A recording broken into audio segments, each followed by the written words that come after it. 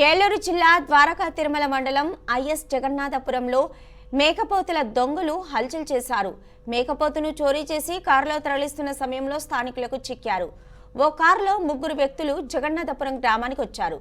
ఇద్దరు వ్యక్తులు కారులో ఉండగా మరో వ్యక్తి కారు దిగి ఓ ఇంటి వద్ద కట్టేసి ఉన్న మేకపోతును కారులో ఎక్కేసుకున్న సమయంలో స్థానికులు గుర్తించి కేకలు వేశారు. దీంతో కారులో ఉన్న ఇద్దరు కారుతో సహా పరారయ్యారు. బయట ఉన్న వ్యక్తి పారిపోతుండగా స్థానికులు అతన్ని పట్టుకొని కట్టేసి ప్రశ్నించారు. అతడు తమది జంగారెడ్డి గూడెమని, గతంలో ఓసారి మేకల దొంగతనానికి వచ్చానని చెప్పడంతో స్థానికులు అతన్ని పోలీసులకు అప్పగించారు.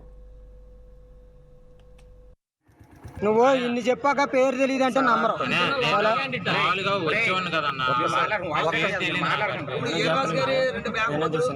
గొర్రెపోతులు తెప్పేశాం, ఆటోలో ఉన్నాయి. జగనంతపురం మేకలు తెప్పాం.